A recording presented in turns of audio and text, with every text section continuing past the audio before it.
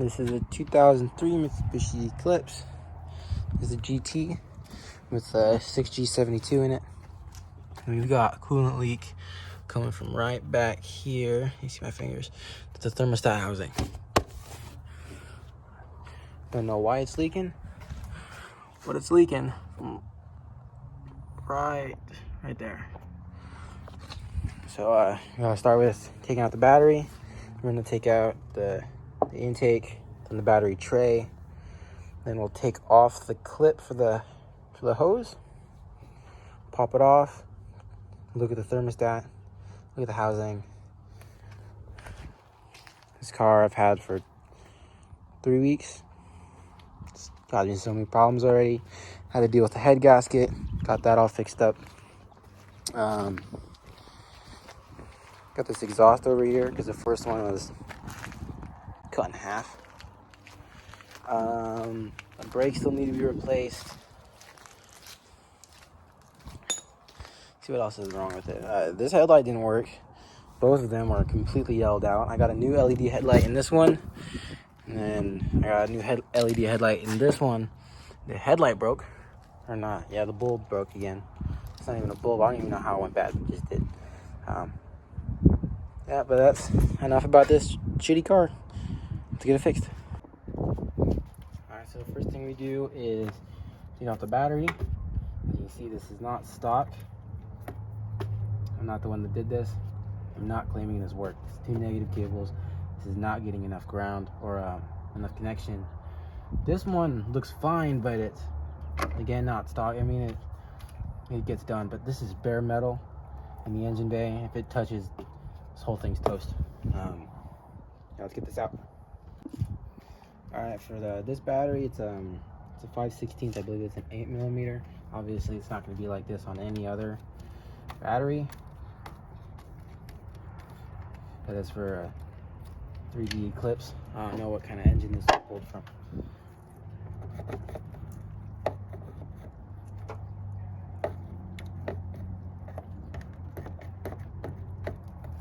I don't even think this battery is supposed to be in here. It's right there. And then on the other side, I believe it's a 12mm.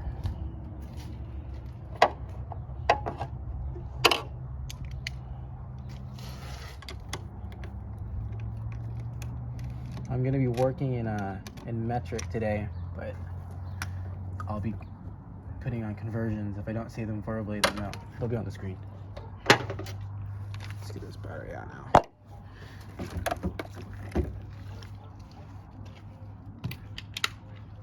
All right, next step is the intake. Disconnect the MAF sensor. And then you're gonna disconnect this hose. It is broken. I can actually say that it was my fault. I'm the one that broke this. It snapped on the inside, so I'll have to replace that. But for now, just putting it there it gives it enough vacuum pressure to survive. So I'm gonna leave it there. So I'm not even gonna take that off. I don't really care. The bands, I don't know what they're called. These are 10mm too. There's 2 of them. There's one by the intake, and then one by the air filter. I'm gonna leave the air box on because it's not necessary to take off.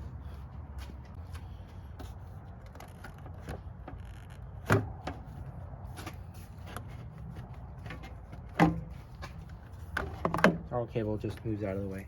Alright, next step is to take out the battery tray. I'm using an impact drill, but you can definitely do this with a ratchet. You can do this entire job with a ratchet. I've done it before.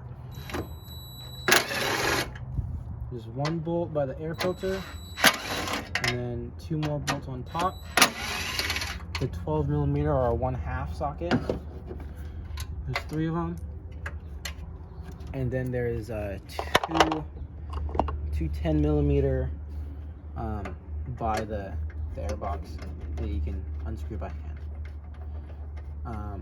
You can do this entire job with a ratchet. In fact, I find it easier to take off the thermostat with a ratchet. The impact drill just doesn't get into the underside bolt, which is a little hard to get to. This way you need to take out the battery tray. 1, 2, and I actually forgot one, another 12 millimeter, just off to the side by the fuse box. There it is. Alright, the battery tray lifts up, and then you have to push back a little bit to get it off the wiring harness. Then you can move the throttle cable out of the way and pull it out. Alright. The thermostat's right here. The harness, let's get this out of the way.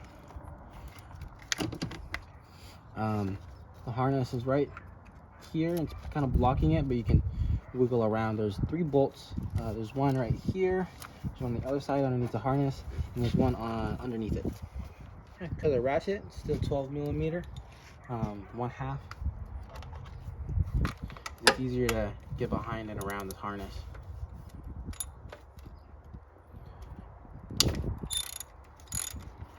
Well, let's start with that was too tight. The thermostat bolts should not be that tight. I don't know how well you guys can see this, but I hope it's pretty self-explanatory where this bolt is.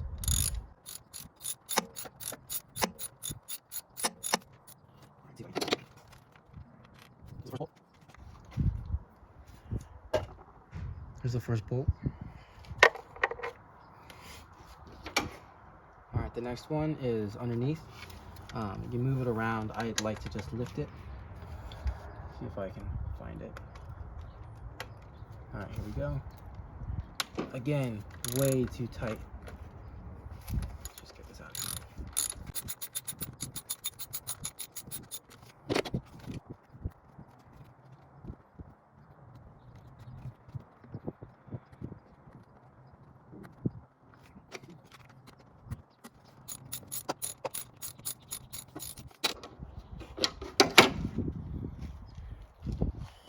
Bolt number 2.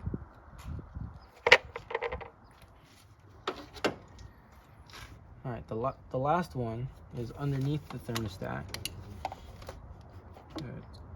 Is it even in? Alright, well, I might have found my problem. Oh, I definitely found my problem. Okay, well, I'm going to take it out anyway. Actually, no, I'll show you the problem first. See if you guys can see this.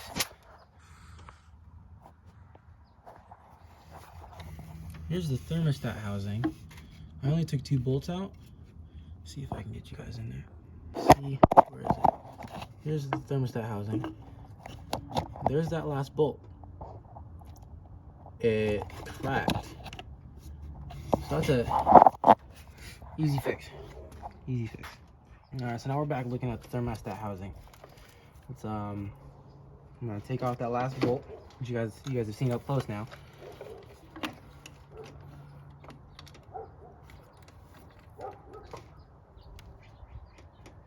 Oh, way too tight. Whoever tried to fix this tried to fix it by tightening, which might have been the issue in the first place.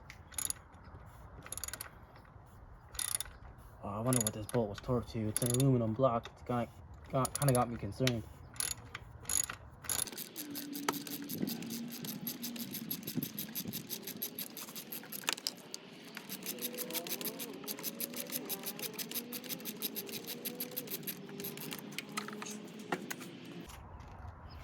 Here's that last bolt, and then you can see on my finger there's some metal.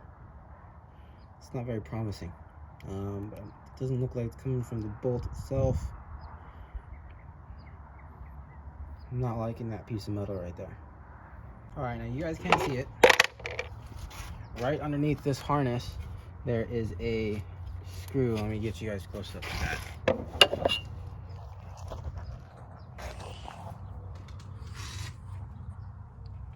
Alright, so this tube right here is the one that leads to the thermostat housing. That screw we have to loosen to get the hose off the thermostat housing. Let's get that hose clamp off.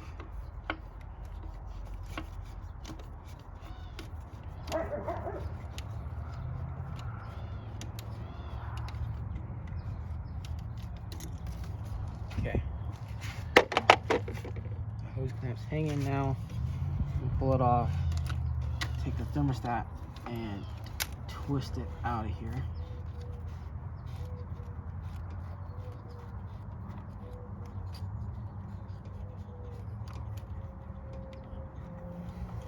Let's grab that piece. Alright, so here's my issue. Here's the thermostat housing. Here's a piece of the thermostat housing.